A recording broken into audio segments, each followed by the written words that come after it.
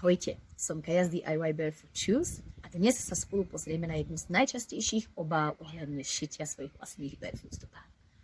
A tá obava, ktorá sa ku mne často dostáva, je: bojím sa, že na to nebudem mať dosť času. Asi na to nemám čas. Tak tu si poďme naliať čistého vína.